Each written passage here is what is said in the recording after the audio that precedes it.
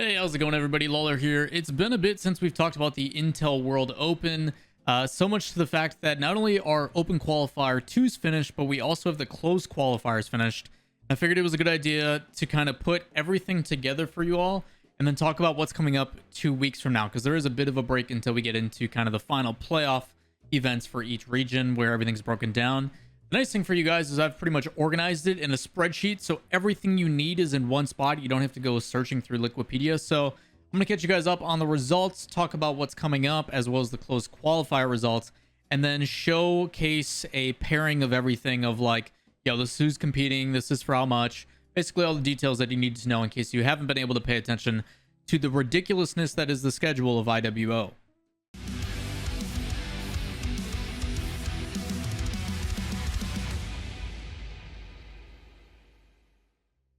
What is up, everybody? Lawler here, your inside source for all things Rocket League. We're going to be talking today, obviously, about the Intel World Open of Rocket League event.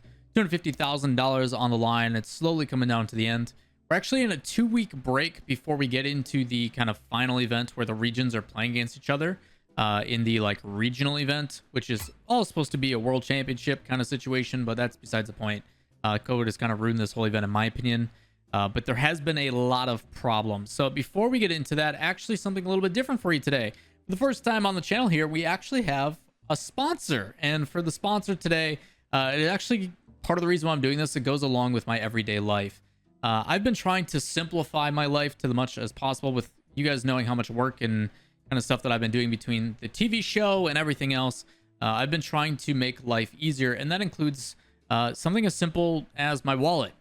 This is my old wallet. It's chunky. It's not ideal for traveling, and I realize that I only carry like 2 or 3 things at any given moment. So I'm happy to announce that we are being sponsored in this video by Exter. If you guys don't know what Exter is, they are what is essentially becoming a simplified smart wallet. They're sleek in design and they're really simple to use. And the exciting part is it is a simple wallet, very thin, with the ability to get all your cards.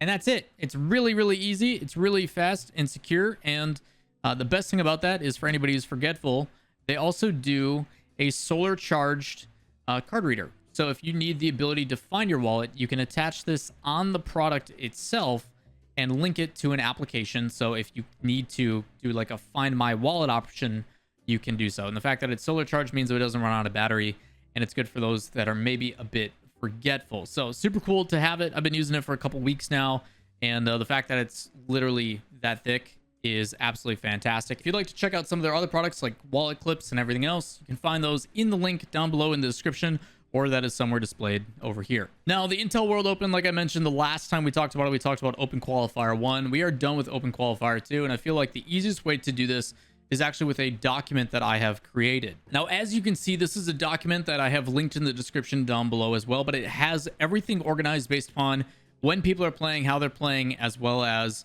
kind of the individual breakdown of each event. On the left-hand side, it showed the initial teams that had signed up, and there's a lot of them, but what ended up happening in Qualifier 1, if you guys haven't seen that video, it's probably linked somewhere down below or in the related, possibly somewhere. But the Open Qualifier 1 has all the results, and these teams are trying to become the top 4 of their region. So in Open Qualifier 1, we had the results, which were detailed in that previous video. And then Open Qualifier 2, we have a bunch of other results. These are a little bit different just because there's a lot of teams that we thought were going to qualify that ended up not qualifying. But overall, things pretty much went as expected. The high seeds are the ones that ended up making it into our top 4. Once we got into our top 4, which is the closed qualifiers, you were having 4 teams from each individual qualifier. So there's a Canada qualifier, USA, Puerto Rico, Uruguay, Chile, Mexico, Argentina, Brazil. Like, there's a bunch of them, and those are all listed here. So if I scroll over to those, I can kind of show you guys how this looks. Now, the cool thing about the way this is situated is we are taking Canada Open Qualifier 1, which are these 2 teams, and Canada Open Qualifier 2, which is these 2 teams, and playing each other in a double elimination bracket. That's what went down in the closed qualifiers, which have all finalized. After all that is said and done, we then take those teams and we have the Canada representative. We have the United States representation, the Puerto Rico representation. This is the team that made it out of that gauntlet of the open qualifiers, playing against the other 3 best teams, them being the 4th. And whoever won that gets to go and represent their region as a whole to go and compete in the regional finals. Now, in the past, the way this was supposed to work is there was supposed to be 16 teams that went to Katowice, Poland, and 7 of those teams would then go play in Japan against Japan at the Intel World Open at the Olympic event. But because of the pandemic, that hasn't happened. So instead, we are pairing things by regional. We have the Americas regional, the EMEA region, the Asia mainland, and then Asia Maritime and Oceanic regional as well. So we've got 4 regionals, and each of these teams are within it. It is either going to be 8 teams or 4 teams, depending on the size, and prize pool accordingly. So rather than going over the specifics and the results and all the details of those, because it is just so many different qualifiers, you're talking, what, 21 in total at a minimum? It's just a lot of matches to cover. So I'd rather tell you guys about the results, and if you'd like to go back, you can check out Liquipedia and go see the specific streams if you would like to. ESL is also hosting all those things on their YouTube and on their social medias for Twitch as well. So if you'd like to go back and check the VODs, you can do so. I will say that the scheduling has been a really big problem, and I'll talk about that when we get to how the finals are being broadcasted. It is all over the place. It's ridiculous having like an hour and a half difference between 2 regionals that are on the opposite ends of the world. So like timing doesn't really make sense. It's just, this event has been very sloppy. There's been a lot of problems with it, and some refinement definitely needed. So with that said, looking at the closed qualifiers, Canada representative is going to be Squishy Muffins, JNaps, and Illusion. United States will be First Killer, Garrett G in Chicago. For Puerto Rico, it's going to be Noisy Boy, Owl, Madman, Lugos. For Uruguay, it's going to be CRS, Maths, and Navarro. Chile is going to be Pan, Raisbull, and Davitrox. Mexico is Ness, Sebs, and Cocoda. Argentina, you got Cesaro, AJG, Shad. And then for Brazil, you got Astromic, Snips, and Jan. Which, again, I think Jan is going to find himself on a top 2 roster in the region. Boy is absolutely cracked. When I did the ranking up video for Sportsnet, he was like 3 of the top 10s. And boy's good. Boy's very good. So all those players and those teams I mentioned are going to be in the Americas Regional, which will start on July 11th and go until the 14th for an $80,000 prize pool. And you can see that color coordinated in this document. These 8 teams will be playing in a group stage and then advancing into the playoffs. Group stages are going to be what looks like a round robin. So each team will play each team, and then they will take the top 2, and those top 2 will then play each other in the playoffs. Winner takes obviously a higher prize pool. The difference is like 22,000 compared to 15,000. So it's a $7,000 hike, so not too bad. You've got the EMEA regional, which is also the next one listed here in green. So you've got Europe, the Middle East, and Africa, primarily South Africa. So you've got a lot of diversity in these matches because it's all over the place, while the United States is just so big. I guess you could say the same thing about the United States because it also includes obviously South America and everything else. The difficulty with these are the ping. There's a lot of people that have been upset knowing that these are going to be held on US East servers, which is a huge advantage, obviously, to the people from the United States and Canada. So not sure how that's going to go and how ping is going to be an issue there. But for EMEA, you've got Germany, Saudi Arabia, Czech Republic, Netherlands, France, South Africa, United Kingdom, and Norway, and their rosters accordingly. Obviously, familiar faces like Mike Boy, Though, and Oli, Devo, Nolly, Archie. You've got the Sandrock Gaming boys. There's a lot of really talented teams that are going to be showing up. So I'm excited to see how this one plays out as well. For Asia mainland, it's a little bit different. You've got Japan and their representation, which is the Tokyo Verde boys. And then you've got Singapore A and B, as well as Malaysia. There's 3 rosters here if you can't see those. And again, a link to this in the description down below if you'd like to check out the specifics of all these rosters. Then for Asia Maritime and the Oceanic region, you've got Australia, New Zealand, and then Indonesia A and B squads.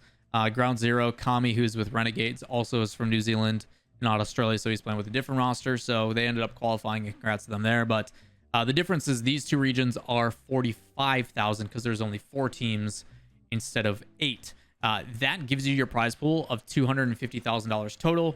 Street Fighter V is also doing this with $250,000, which makes up the total of $500,000, which was for the original IEM World Open situation. If you guys don't know what that original tournament is, you can go to my YouTube channel, go to the search option and search Intel World Open, and we'll give you a video of something about how like the Rocket League Olympics is here, but not in the way you want it to be, or whatever the heck I called it. But yeah, if you don't know the like what it was supposed to be, that video should explain it in detail. But these are all the teams. These are the dates that they are playing. They will all go down from the 11th to the 14th of July. So we have about 2 weeks until that happens. But some exciting stuff all around. and should be interesting to see how these play out. But this brings me to my last point and the thing that is kind of the most frustrating. So we're gonna go full screen for this one. So on the last point, they do talk about the schedule, and as you guys can see the graphic over to my right, the difficulty is if you look at the way these times are scheduled and who is playing when, it makes literally no sense.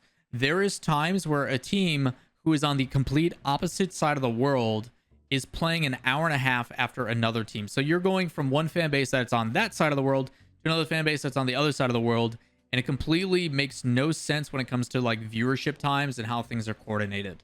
And it doesn't feel like too much planning was given in this. Obviously the benefits of Europe and North America being together does, but there's a lot of complications from what people are saying in the public about how watch times and everything go. And it is good that they do detail all the watch times of when things are happening, but I do think it provides a little bit of a difficulty on when to watch and when to tune in, which I think over encompasses this entire event as a whole. There's been a lot of people that have been frustrated about having to wait 4 hours for bracket resets and all this kind of stuff, and just the scheduling conflicts and signups not being available for more than 10 minutes. So a lot of teams aren't able to sign up, and like there's just been a lot of complications, and it doesn't really feel that great as an event. I know a lot of people that have just completely stopped watching altogether. I tune in when I work out or when I'm eating breakfast, and that's about it.